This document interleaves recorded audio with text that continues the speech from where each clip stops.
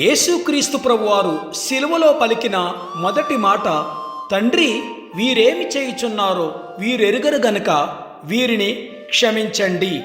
ఈ మాట విన్న రోమన్లకి మతిపోయింది. రోమన్లు సిలువ వేయటంలో చాలా ఎక్స్పర్ట్స్. యేసుక్రీస్తు ప్రభువారికి 70 సంవత్సరాలకు ముందు స్పాట్ క్లాజ్ అనే ఒక రోమన్ స్లేవ్ గ్లాడియేటర్ రోమన్ జైల్ని బ్రేక్ చేసి ఖైదీలందరినీ కూడా విడిచిపెట్టేస్తాడు. వారితో ఒక సైన్యాన్ని తయారు చేస్తాడు, ఎందుకంటే రోమ్ మీద ఫైట్ చేయడానికి.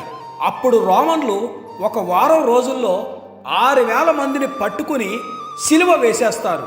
సిలువ వేసే ముందు ఆ 6,000 మంది యొక్క నాలుకలు కోసేస్తారు. ఎందుకంటే సిలువ వేయబడ్డవారు సిలువ వేసేవారిని భయంకరమైన బూతులు తిడతారు కాబట్టి వారు నాలుకలు కోసేస్తారు.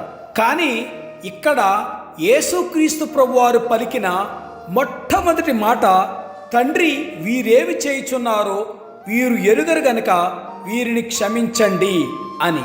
ఈ మాట విన్న రోమన్ సైనికులు ఆశ్చర్యపోయారు. నిన్ను వలె నీ పొరుగువారిని ప్రేమించు అని చెప్పిన ప్రభువు లూకాసు వార్త 6వ అధ్యాయం 27వ వచనంలో, శత్రువులను ప్రేమించుడి, మిమ్మును ద్వేషించు వారికి మేలు చేయుడి, మిమ్మును శపించు వారిని దీవించుడి, మిమ్మును బాధించు వారి కొరకు ప్రార్థన చేయుడి అని చెప్పారు. ఆయన బోధించేవాడు మాత్రమే కాదు కానీ ఆ బోధను మొదటగా ఆయన అనుసరించేవారు. అలాగే శాస్త్రులు, పరిసయ్యులు, మత పెద్దలు స్తెఫనును పట్టుకుని రాళ్లతో కొట్టినప్పుడు మోకాళ్ళుని ప్రభువ వారి మీద పాపము మోపకు అని పలికి స్తెఫను మరణించాడు. స్తెఫను కూడా చనిపోయే ముందు శత్రువులను క్షమించగలిగాడు. అంటే స్తెఫను యేసుక్రీస్తు ప్రభువారిని పోలి నడుచుకున్నాడు. ప్రభువు అంత ఘోరమైన శిక్షను భరిస్తూ శత్రువులను క్షమించగలిగాడు కదా.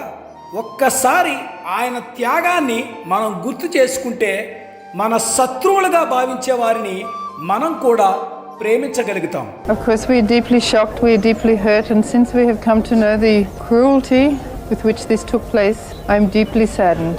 And still my prayer and desire is that these people who took my husband's life will be touched by that same love so that they will never do this to any other person. So I request everybody who followed him to be like Praveen. He was a humble and generous man. He was not a person who takes revenge. He forgives everybody. We are here to forgive everybody.